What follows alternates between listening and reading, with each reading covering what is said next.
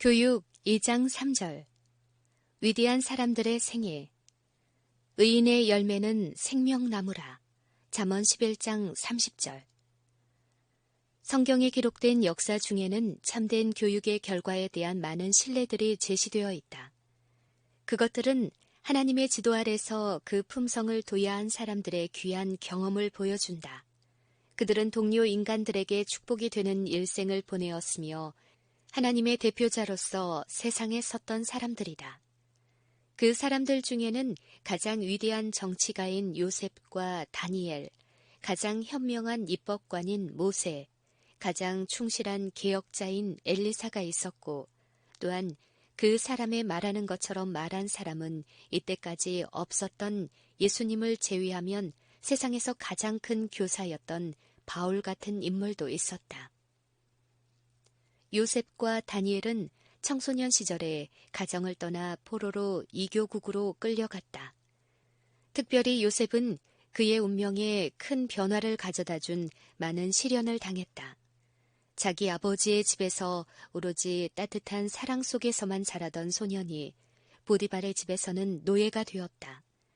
그러나 후에 신임을 받아 그의 친구가 되면서 학문과 관찰에 의한 경험과 사람들과의 접촉을 통해 견문을 넓혀 청지기의 직분에까지 올랐다. 그러던 중에 부당하게 유죄 판결을 받고 누명을 벗을 희망도 풀려날 가망성도 없이 국가의 죄인으로 바로의 옥에 갇히게 되었다. 그러다가 다시 큰 위기에서 국가의 지도자로 부름을 받았다. 이 모든 과정을 거치는 동안 요셉으로 하여금 그처럼 일관된 성실성을 갖도록 한 것은 과연 무엇이었을까? 아무도 고난 없이는 높은 지위에 설 수 없다. 마치 폭풍이 골짜기 아래의 풀꽃은 해치지 않으면서 산 꼭대기에 있는 나무는 그 뿌리째 뽑고 지나가는 것처럼 격심한 유혹도 비천한 인생은 잘 건드리지 않지만 성공과 명예를 가진 높은 지위에 있는 사람들을 향하여는 공격을 가하는 것이다. 그러나 요셉은 역경과 번영의 어느 시험에서도 잘 견디었다. 그는 바로의 궁전에 있을 때나 옥중에 있을 때나 항상 변함없는 성실성을 나타내었다. 요셉은 소년 시절에 하나님을 사랑하고 두려워하는 법을 배웠다.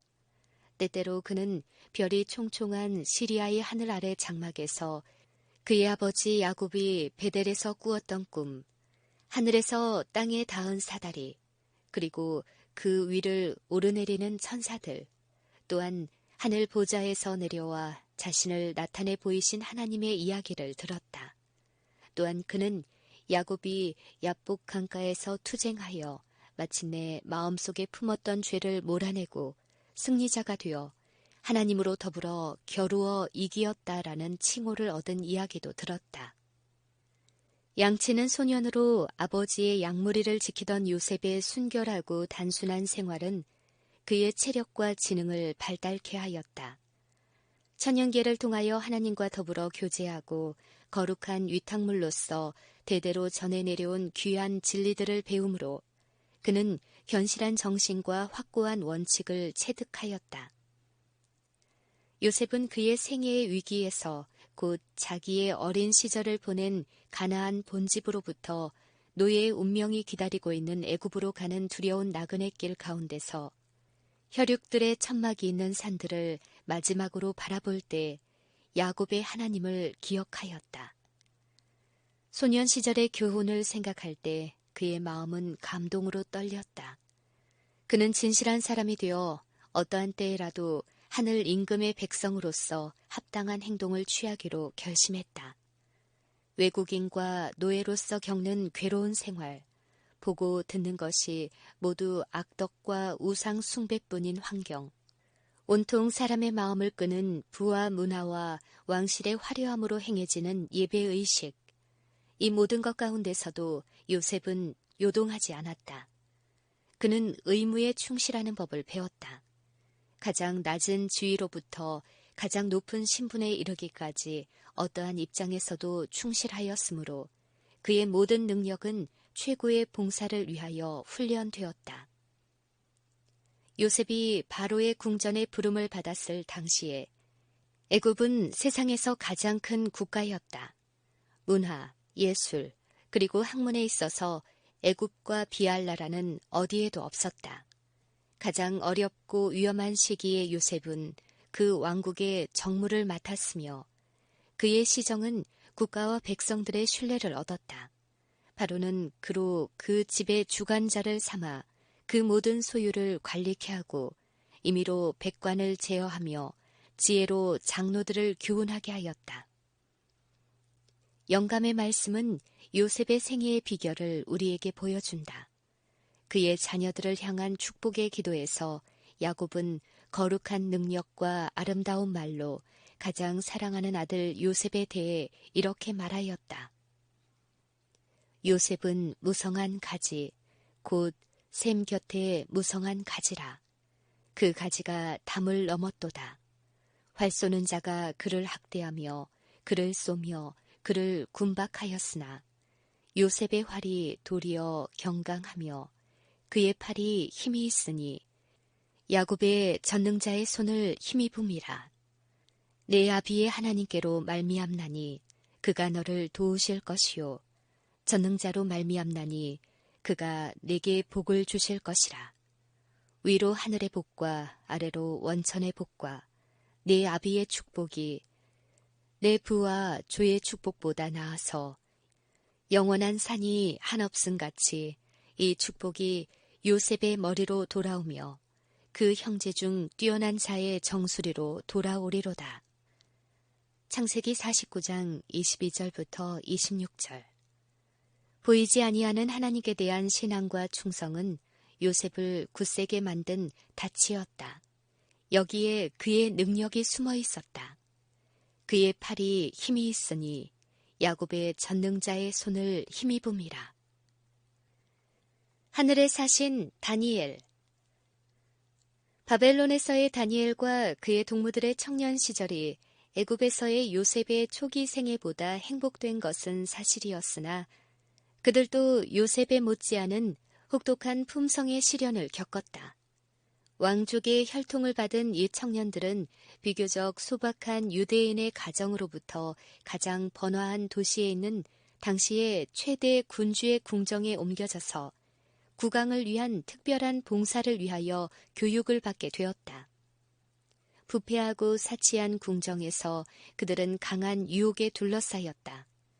여호와를 섬기는 사람들이 바벨론으로 사로잡혀온 사실, 여호와의 성전의 기명들이 바벨론 신들의 정각으로 옮겨진 사실, 그리고 이스라엘 왕이 바벨론으로 포로가 되어온 사실을 가지고 승리자들은 그들의 종교와 관습이 히브리 사람들의 그것보다 더 우수한 증거라고 자랑하였다.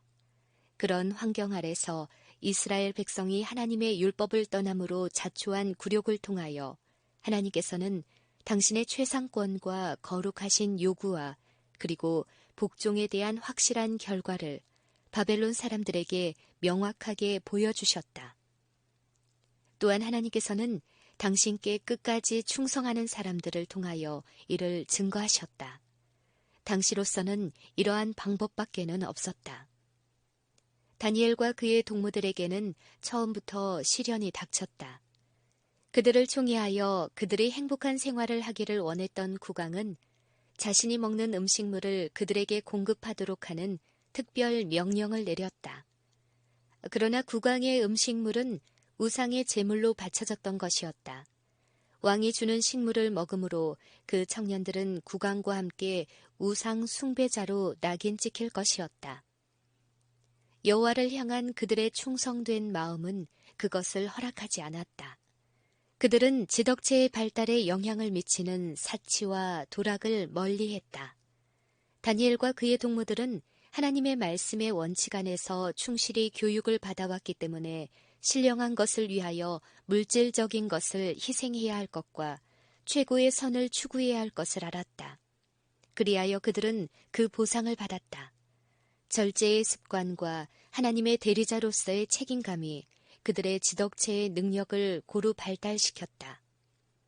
훈련이 끝나고 왕국의 명예로운 직책을 얻으려는 다른 후보자들과 같이 시험을 치렀을 때 무리 중에 다니엘과 하나냐와 미사엘과 아사랴와 같은 자가 없었다.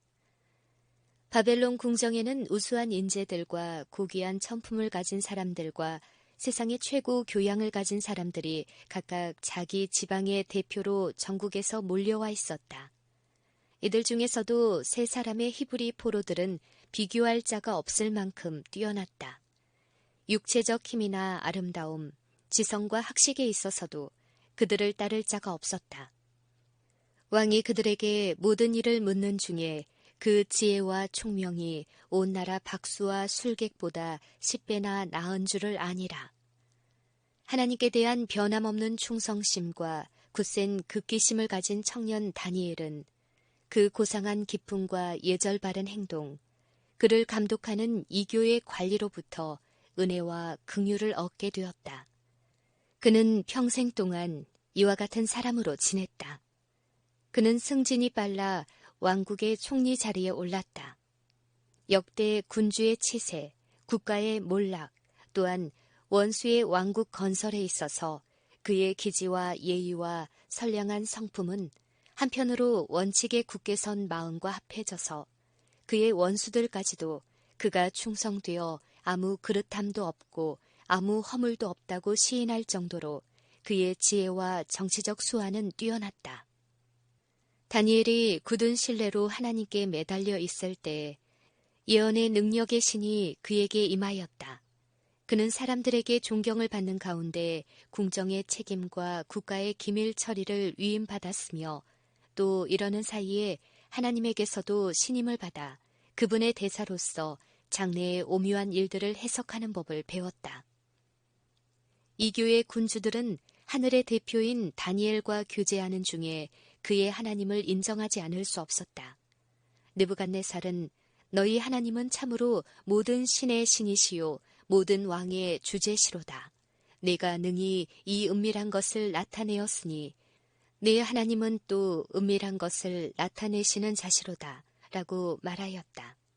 또한 다리오는 온 땅에 있는 모든 백성과 나라들과 각 방언하는 자들에게 내리는 조서 중에 말하기를 다니엘의 하나님은 사시는 하나님이요 영원히 변치 않으실 자시며 그 나라는 망하지 아니할 것이요 그는 구원도 하시며 건져내기도 하시며 하늘에서든지 땅에서든지 이적과 기사를 행하시는 자시라고 하였다. 진실되고 정직한 사람들. 요셉과 다니엘은 지혜와 정의감, 순결하고 자애로운 매일의 생애, 그리고 백성들, 특히 우상 숭배자들인 이교도 백성들의 유익을 위한 헌신적인 봉사를 통해 어려서부터 배운 원칙과 자신들이 대표하고 있는 분에게 충실함을 입증해 보였다. 그들은 애굽에서도 바벨론에서도 전 국민에게서 존경을 받았다. 이들과 관계 있는 사람들은 물론 이교도인 백성들까지도 이 두 사람에게서 하나님의 은혜와 자비에 대한 신뢰, 그리고 그리스도의 사랑에 대한 신뢰를 보았다. 이 고상한 히브리 사람들이 가졌던 평생 사업은 너무나 귀한 것이었다. 자라난 가정을 떠날 때에 그들은 장차 자신들이 가지게 될 숭고한 운명에 대하여 꿈에도 생각지 못하였으리라. 그들은 하나님의 인도하심에 충실하고 건실하였으므로 하나님은 그들을 통하여 당신의 목적을 이루실 수 있었다. 하나님께서는 이런 인물들을 통하여 나타내신 위대한 진리를 오늘날의 청년 남녀들을 통해서도 나타내기를 원하신다. 요셉과 다니엘의 역사는 하나님께 자신을 드리고 전심으로 그분의 목적을 성취하고자 힘쓰는 사람들에 대하여 그분께서 행하시는 일이 무엇인지를 설명하는 신뢰이다. 인류의 가장 큰 결핍은 인물의 부족이다.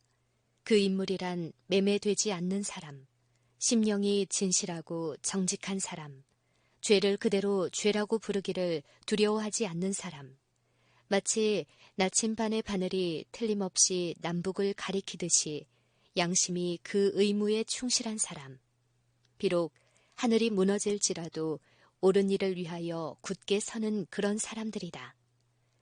그러나 이런 품성은 우연히 형성되는 것이 아니다. 이것은 하나님의 무슨 특별한 은혜나 천분으로 되는 것도 아니다. 고상한 품성은 극기와 저급한 성품을 버리고 고매한 성품을 가지려는 노력의 결과, 곧 하나님과 사람에게 사랑의 봉사를 하기 위해 자아를 내어 맡기는 자기 수련의 결과이다. 청년들은 자기들이 받은 천분이 자신들의 것이 아니라는 사실을 명심해야 한다. 힘, 시간, 그리고 지성은 다만 일시로 빌린 보물일 뿐이다. 그것들은 다 하나님의 것으로 모든 청년들은 응당 이것들을 최고의 목적을 위하여 사용하도록 결심하지 않으면 안 된다.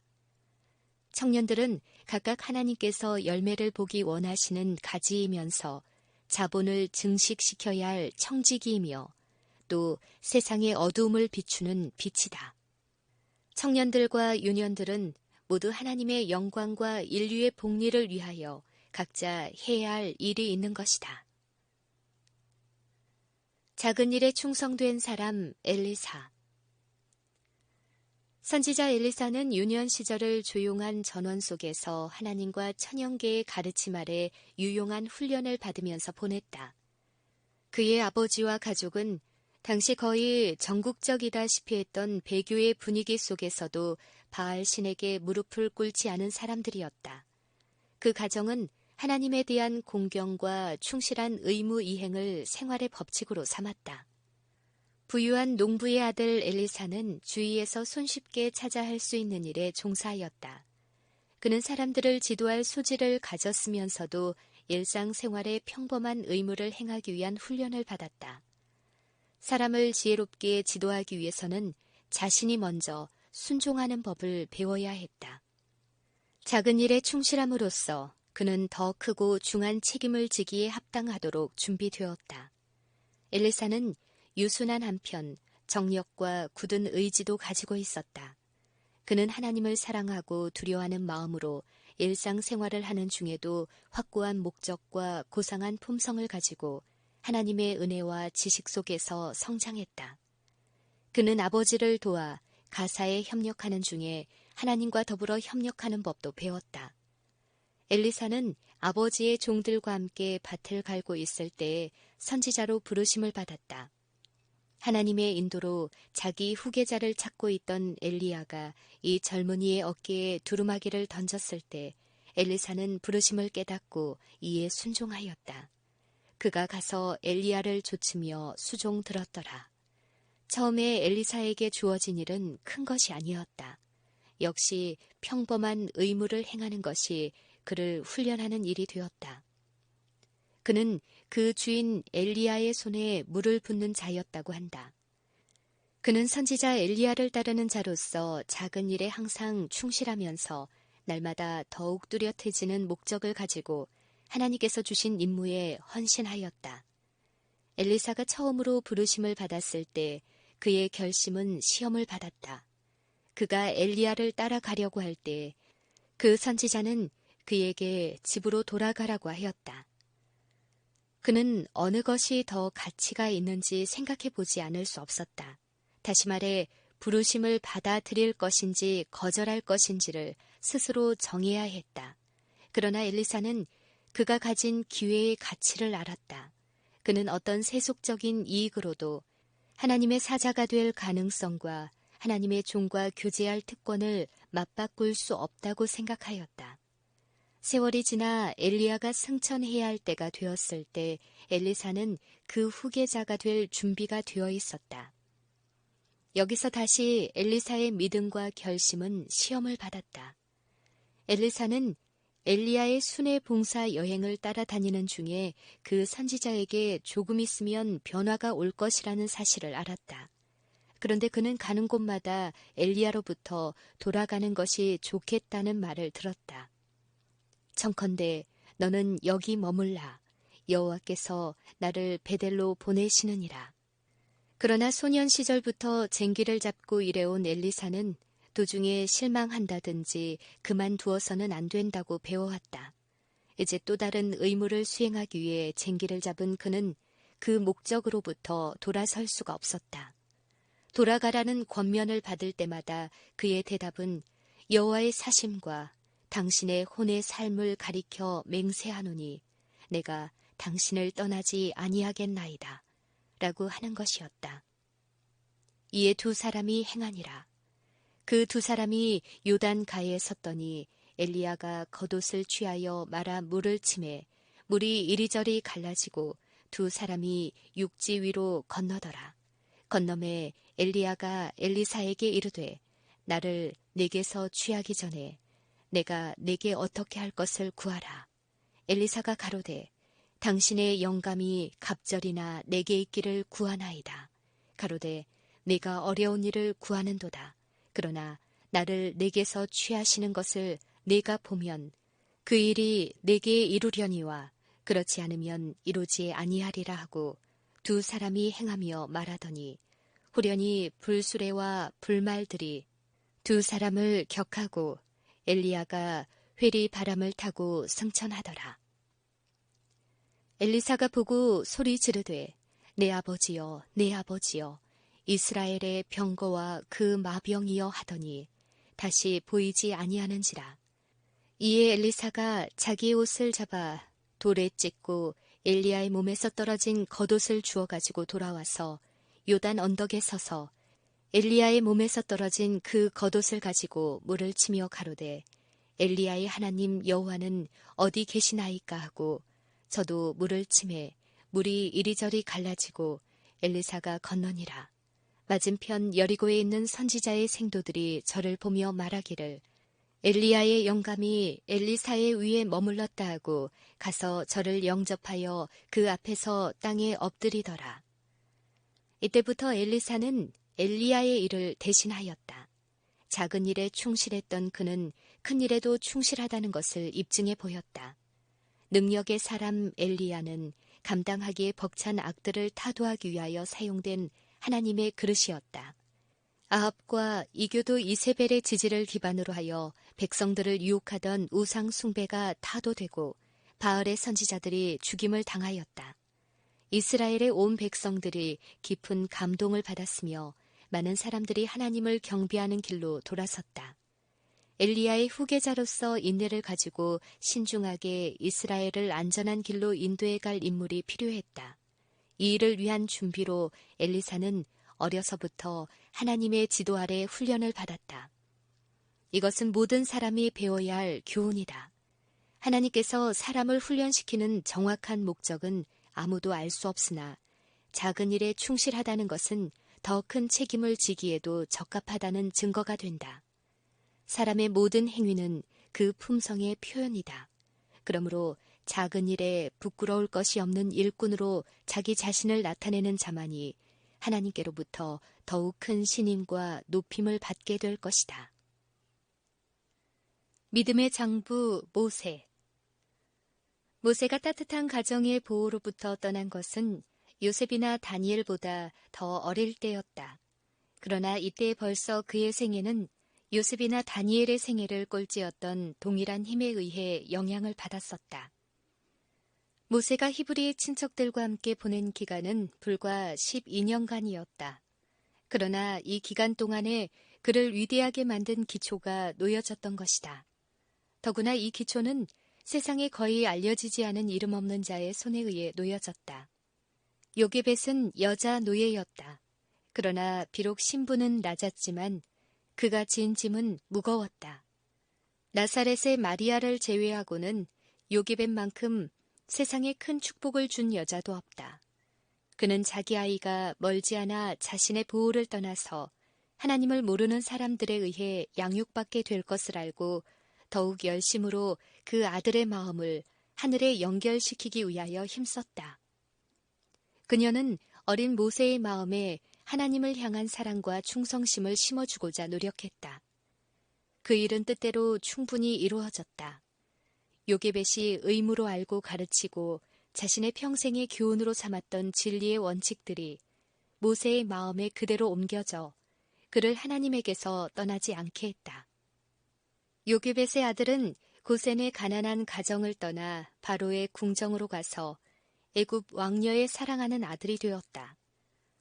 모세는 애굽의 학교에서 최고의 문무 훈련을 받았다. 그의 훌륭한 용모와 체격, 매력적인 인품, 지성적인 교양과 귀공자다운 태도, 무관으로서의 명망, 이런 것들로 그는 애굽의 자랑스러운 인물이 되었다. 애굽의 왕은 제사장의 일원이었기 때문에 모세는 비록 이교의 신에게 예배하는 것을 거부하고는 있었지만 애굽 종교의 모든 비법에 대해 가르침을 받았다. 당시의 애굽은 모든 나라들 중에 가장 세력있고 발달된 문명국이었으므로 모세는 그 나라의 미래의 군주로서의 이 세상 최고의 영예를 이어받을 사람이었다. 그러나 그는 이것보다 더 고귀한 것을 선택했다. 모세는 하나님의 영광을 위해 그리고 유린당하고 있는 그분의 백성들을 구원하기 위해 애굽의 영예를 포기했다. 그리하여 하나님께서는 특별한 점에서 모세의 교육을 담당하셨던 것이다. 모세는 아직 그의 평생 사업을 위한 준비가 되어 있지 않았다. 그는 하나님의 능력을 의지하는 법을 배우지 못했다. 그는 하나님의 목적을 오해하고 있었기 때문에 무력으로 이스라엘 사람들을 구원하려고 했다. 그래서 그는 모든 것을 걸고 이를 위해 애썼지만 결국 실패하고 말았다. 그는 패배와 실망을 안고 낯선 곳으로 도망하는 망명자가 되었다.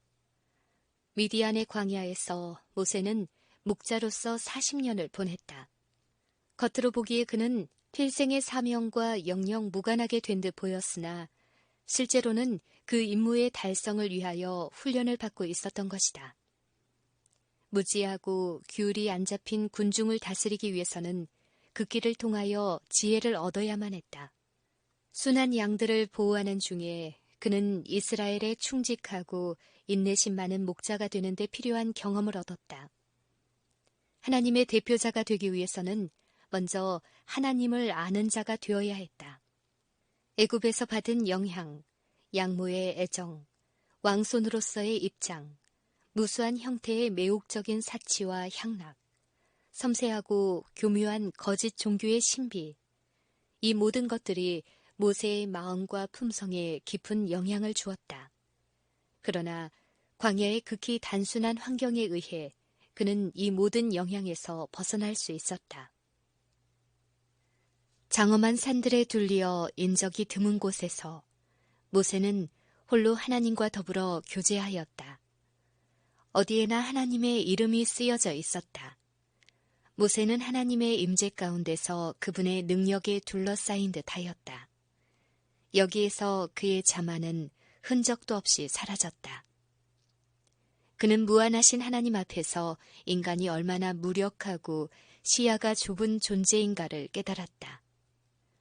모세가 여러 해 동안의 고되고 힘든 생활을 통하여 얻은 것은 거룩하신 분의 직접적인 임재에 대한 깨달음이었다. 그는 장차 그리스도께서 육체로 나타나실 것을 미리 보았을 뿐 아니라 그분께서 이스라엘 백성이 여행하는 동안 줄곧 그들과 함께 하시는 것도 보았다. 모세는 사람들에게 오해를 받고 그릇된 평판과 비난을 받을 때에도 그 모욕을 참았으며 위험과 죽음 앞에서도 보이지 아니하는 자를 보는 것 같이 참고 견딜 수 있었다. 모세는 하나님을 단지 생각만 한 것이 아니라 그분을 보았다. 계속해서 그의 앞에 나타나는 하나님의 환영을 본 것이다. 그는 언제나 하나님의 얼굴을 놓치지 않고 주목하였다. 모세에게 있어서 믿음은 짐작이 아니고 사실이었다. 그는 하나님께서 그의 생애를 특별히 지배하신다는 것을 믿었으며 생활 하나하나에서 그분을 인정하였다. 그리고 유혹에 대항하는 힘을 얻기 위하여 하나님을 의지하였다. 모세는 그에게 주어진 중대한 일을 완전히 성공시킬 수 있기를 바랬기 때문에 하나님의 능력에 전적으로 의지하였다. 그는 도움이 필요함을 느꼈으며 또 이를 구하고 믿음을 통해 그것을 잡음으로써 붙드시는 힘을 확신하는 가운데 전진할 수 있었다. 이런 것이 모세가 광야에서 받은 40년간의 훈련에서 얻은 경험이었다. 이런 경험을 허락하심에 있어서 지혜가 무한하신 하나님께서는 그 기간이 너무 길거나 그 대가가 너무 크다고 생각지 않으셨다. 그 훈련의 결과와 거기서 가르쳐진 교훈의 성과는 이스라엘의 역사뿐만 아니라 그 당시로부터 오늘날에 이르기까지 세상의 발전에 이바지한 모든 일과도 밀접한 관계가 있다. 다음의 말씀은 모세가 위대한 인물이었음을 입증해주는 최고의 증거, 곧 그의 생애에 대한 영감적인 기록의 판정이다. 그 후에는 이스라엘의 모세와 같은 선지자가 일어나지 못하였나니 모세는 여호와께서 대면하여 아시던 자요. 신명기 34장 10절. 기쁨의 봉사자 바울. 복음 사업에서 예수님을 따르는 갈릴리 제자들의 믿음과 경험이 열성적인 한 예루살렘 학자의 지성과 결합되었다. 5사람 사울은 이방 도시에서 태어난 로마의 시민이었다. 그는 혈통을 보나 평생 동안 받은 교육, 애국심, 신앙을 보나 완전한 유대인이었다. 그는 예루살렘에서도 가장 고명한 학자들 문화에서 교육을 받았고 조상 대대로 전해 내려오는 율법과 관습을 따라 훈육을 받았기 때문에 그의 조국에 대한 자부심과 이에 따른 편견이 대단하였다. 그는 청년의 때에 이미 사내들인에 존경받는 의원이 되었다. 그는 고대의 전통적 신앙에 대한 열렬한 옹호자로 전도가 유망한 사람으로 촉망을 받았다. 유대의 신학교에서는 하나님의 말씀보다 사람의 이론을 더 중히 여겼다. 그래서 하나님의 말씀은 랍비들 나름대로의 교훈과 해석에 의해 그 힘을 잃게 되었다. 세력 부식, 권세에 대한 욕망, 시기와 배타심, 완미하고 교만한 자부심, 이런 것들이 당시의 교사들을 지배한 주의와 동기였다. 랍비들은 타민족뿐 아니라 동족 앞에서도 자신들의 우월성을 자랑하였다. 그들은 로마의 압제에 대하여 격렬한 저항심을 가지고 국가의 주권을 회복할 결심을 하고 있었다. 그들은 자신들의 야망에 찬 음모와는 대조적인 평화의 기별을 전하는 예수님의 제자들을 증오하고 죽였다. 이 박해 운동에서 사울은 가장 잔인하고 냉혹한 행동 요원 중에 한 사람이었다. 애굽의 군사학교에서 무력의 법칙을 배운 것이 품성에 깊은 영향을 주었으므로 모세는 이스라엘을 사랑의 법칙으로 지도하기에 적합한 자가 되기 위해 천연계 속에서 하나님과 조용한 교제를 나누면서 40년의 세월을 보내야 했다. 바울 역시 이와 똑같은 교훈을 배울 필요가 있었다.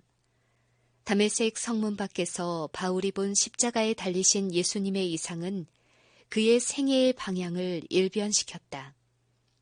박해자가 제자로, 교사가 학생이 되는 순간이었다.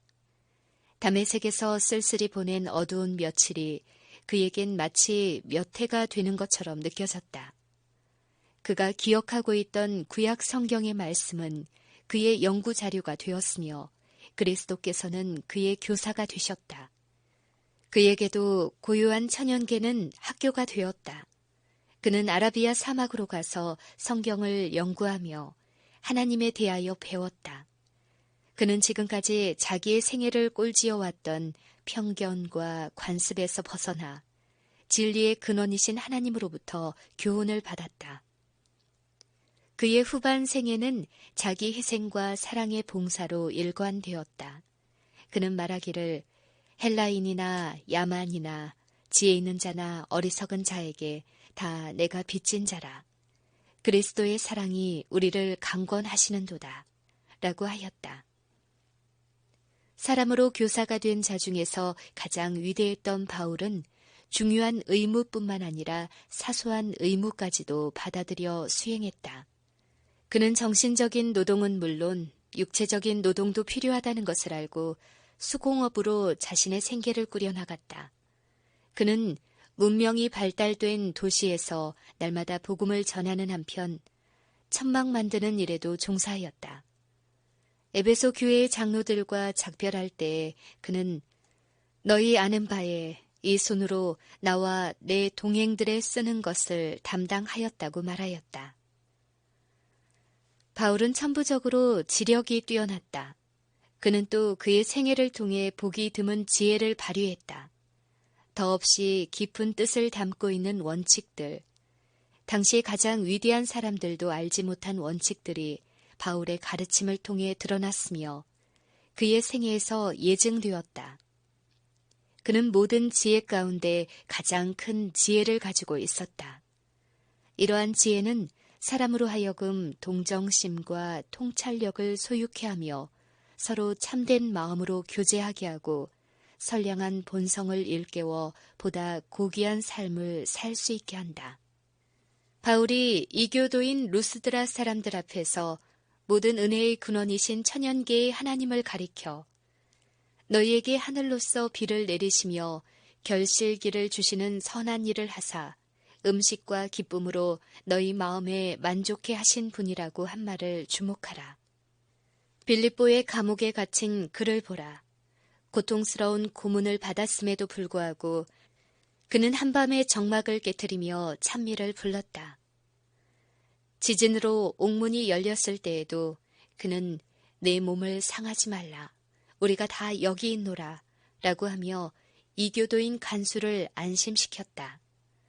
과연 그와 함께 있던 모든 죄수들은 같은 죄수인 바울이 그대로 있자 자리를 뜨지 못하고 함께 남아 있었다. 이 일로 인해 바울을 지키던 간수는 신앙이 어떤 것인지를 깨닫고 구원의 길을 찾아 자기의 온 가족과 함께 박해 아래 있는 그리스도의 제자들과 합류했다. 아덴의 아레오바고 회의에서 과학에는 과학으로, 이론에는 이론으로, 철학에는 철학으로 응수하는 바울을 보라. 그는 하늘로부터 오는 사랑에서 생기는 기질을 가지고 사람들이 모르면서 섬기는 소위 알지 못하는 신은 바로 여호와이신 것을 지적하고 그리스 시인의 말을 인용하여 여호와는 아버지 되시는 하나님이요 저희들은 그 아들인 것을 설명하였다. 계급 의식이 심하여 사람들의 권리가 전혀 인정되지 않던 당시에 하나님께서 인류의 모든 족속을 한 혈통으로 만드사 온 땅에 거하게 하신 것을 밝히면서 인류의 형제에 대한 위대한 진리를 설명하는 그의 말을 들어보라. 다시 그는 인류를 위한 하나님의 섭리 가운데는 은혜와 인자를 베푸시려는 그분의 뜻이 마치 황금의 실처럼 늘어져 있음을 보여준다. 하나님께서는 저희의 연대를 정하시며 거주의 경계를 하나셨으니 이는 사람으로 하나님을 혹 더듬어 찾아 발견케 하려 하심이로되 그는 우리 각 사람에게서 멀리 떠나 계시지 아니하도다. 데스도의 법정에서 복음의 진리를 깨달은 아그리빠 왕이 네가 적은 말로 나를 권하여 그리스도인이 되게 하려 하는도다 라고 말하게 한 당시의 바울의 말을 들어보라. 그는 그가 묶인 사슬을 가리키면서 당신뿐 아니라 오늘 내 말을 듣는 모든 사람도 다 이렇게 결박한 것 외에는 나와 같이 되기를 하나님께 원하노이다 라고 하였다. 그리하여 바울은 스스로의 말처럼 여러 번 여행의 강의 위험과 강도의 위험과 동족의 위험과 이방인의 위험과 시내의 위험과 광야의 위험과 바다의 위험과 거짓 형제 중의 위험을 당하고 또 수고하며 애쓰고 여러 번 자지 못하고 줄이며 목마르고 여러 번 굶고 춥고 헐벗는 인생을 보냈던 것이다. 그는 또한 말하기를 후욕을 당한즉 축복하고 핍박을 당한즉 참고 비방을 당한즉 권면하니 근심하는 자 같으나 항상 기뻐하고 가난한 자 같으나 많은 사람을 부유하게 하고 아무것도 없는 자 같으나 모든 것을 가진 자라고 하였다. 그는 봉사 중에 기쁨을 찾았다. 그리하여 고난의 일생을 마치게 될 때 자기의 투쟁과 승리의 생애를 회고하면서 내가 선한 싸움을 싸웠다고 말할 수 있었다. 이러한 내력들은 매우 유익한 것이다. 이것들은 누구보다도 젊은이들에게 아주 중요하다. 일생 동안 하나님께 봉사하는 무거운 짐을 지기 위하여 모세는 미래의 왕위를 거절했고 바울은 자기 민족 가운데서 부와 명예를 누릴 수 있는 자리를 내어버렸다. 많은 사람들에게는 이들의 생애가 일종의 자포자기나 희생으로만 보일 것이다. 그런데 과연 그러하였을까? 모세는 그리스도를 인하여 받는 욕을 애굽의 보화보다 더욱 부유한 것으로 여겼다. 그에게는 사실 그러하였기 때문에 그렇게 여긴 것이다. 바울은 무엇이든지 내게 유익하던 것을 내가 그리스도를 위하여 다 해로 여길 뿐더러 또한 모든 것을 해로 여김은 내 주 그리스도 예수를 아는 지식이 가장 고상함을 인함이라. 내가 그를 위하여 모든 것을 잃어버리고 배설물로 여김은 그리스도를 얻으려 함이라고 말하였다. 그는 자신의 선택에 만족했다. 모세는 바로의 궁전과 군주의 자리를 물려받게 되어 있었다.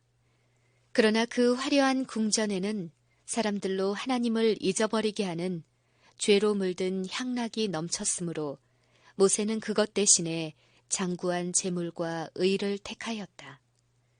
그는 애굽의 위대함에 속박되기보다는 하나님의 목적에 그의 일생을 연결시키기로 하였다. 그는 애굽의 법률을 정하는 대신에 하나님의 지시에 따라 세상을 위한 율법을 제정하였다. 그는 하나님의 그릇이 되어 가정과 사회를 위해서는 안전장치가 되고 국가를 위해서는 번영의 초석이 되는 원칙들을 사람들에게 주었다. 이 원칙들은 지금도 세상의 위대한 인물들에 의해 인류의 모든 훌륭한 법률의 기초로 간주되고 있다. 애굽의 위대함이 티끌로 변하고 그 권세와 문명은 끝이 났지만 모세의 업적은 결코 없어지지 않았다. 그가 실천적인 생애를 통해 세운 정의의 원칙은 영원히 소멸되지 않을 것이다. 모세의 일생은 만 사람에 뛰어나고 전체가 사랑스러우신 그리스도의 임재를 힘입어 빛났다. 광야에서 방황할 때도 변화산에서도 그리고 하늘의 궁정에서도 항상 그리스도와 함께한 그의 일생은 지상에서는 타인과 자신에게 복이 되고 하늘에서는 영예를 받은 생애였다. 바울 역시 그의 여러 가지 일 가운데서 그리스도의 임재의 능력을 힘입었다. 그는 말하기를 내게 능력 주시는 자 안에서 내가 모든 것을 할 수 있느니라. 누가 우리를 그리스도의 사랑에서 끊으리요. 환난이나 공고나 핍박이나 기근이나 적신이나 위험이나 칼이랴. 그러나 이 모든 일에 우리를 사랑하시는 이로 말미암아 우리가 넉넉히 이기느니라. 내가 확신하노니 사망이나 생명이나 천사들이나 권세자들이나 현재일이나 장래일이나 능력이나 높음이나 깊음이나 다른 아무 피조물이라도 우리를 우리 주 그리스도 예수 안에 있는 하나님의 사랑에서 끊을 수 없으리라고 하였다. 바울은 그가 행한 수고의 보수로 장래의 기쁨을 기대하였다. 그것은 그리스도께서 십자가를 참으시고 굴욕을 문제 삼지 않으신 것과 같은 기쁨, 곧 자기의 수고의 결실을 내다보는 기쁨이었다. 그는 데살로니가의 신자들에게 이와 같이 편지하였다. 우리의 소망이나 기쁨이나 자랑의 면류관이 무엇이냐? 그의 강림하실 때 우리 주 예수 앞에 너희가 아니냐? 너희는 우리의 영광이요 기쁨이니라. 바울의 필생의 사업이 세상에 끼친 결과를 어느 누가 제대로 평가할 수 있겠는가? 괴로움을 덜어주고 슬픔을 위로하며 악을 물리치고 이기주의와 유욕을 버리고 고상한 생활을 하게 하며 또 영생에 대한 희망으로 생애를 영광스럽게 만드는 모든 선한 가마 중에 바울과 그의 동료들이 하나님의 아들의 복음을 가지고 아시아에서 유럽의 남부 해안을 따라 여행하면서 쏟은 숨은 노고에서 비롯된 것이 얼마나 많은가. 이렇게 복된 가마를 사람들에게 끼치기 위하여 하나님의 그릇이 된다는 것은 얼마나 가치 있는 생애인가. 그리고 이런 평생의 사업의 결과를 영원한 나라에서 직접 눈으로 보는 것은 또 얼마나 가치 있는 일인가.